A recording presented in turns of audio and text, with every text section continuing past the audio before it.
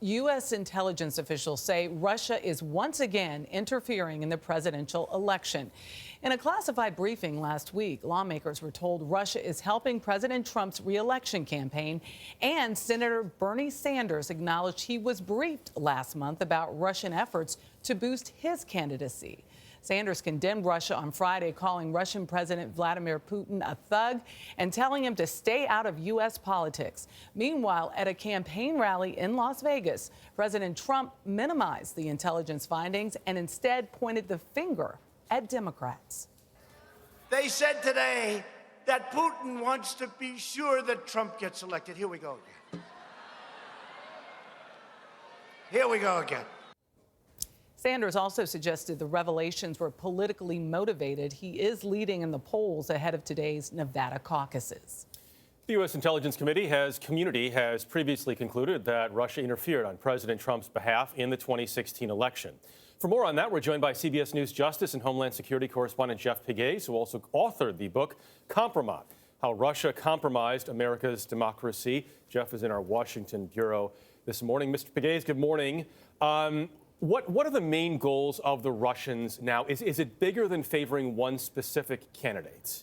Well, good morning, Jeff. It is bigger than one specific candidate, and that's why this is such an important topic for people who are either Democrats or Republicans. This is take two of the Russian influence campaign. Obviously, they were not deterred in 2016.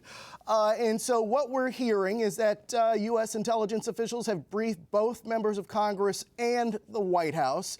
And what we're hearing that is coming out of these hearings is something similar to what we heard happened in 2016.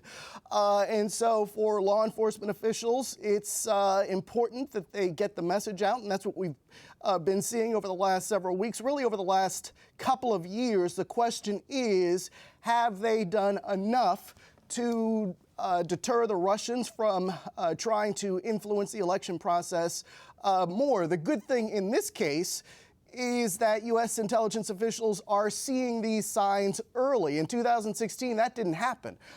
In fact, and that's one of the reasons why I wrote the book. In 2016, there were law enforcement and intelligence officials who, during the summer before the election in November, started noticing this and really getting alarmed by it. So in this case, U.S. intelligence and law enforcement officials are hip to what the Russians are doing relatively early, and that is perhaps a good sign. Jeff, is there any indication as to how these tactics have evolved? Well, they seem to be the same, Michelle, and that's the thing. The Russians are trying to sow as much chaos, discord as possible by, especially when it comes to social media, influencing what you see in your social media with fake accounts. Now, social media companies have tried to push back on that over the last couple of years. They've tried to take down some of these fake accounts. But it is an impossible job to take down all of them, and that's something that we learned when social media companies were also fighting ISIS fake personas online.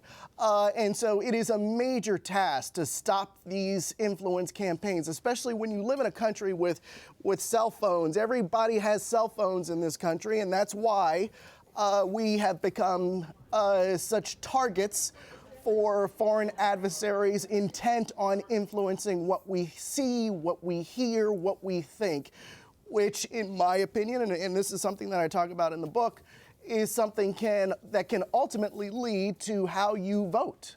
Jeff Pegues, a lot of information in there. We will continue to watch it as just the beginning. Thank you.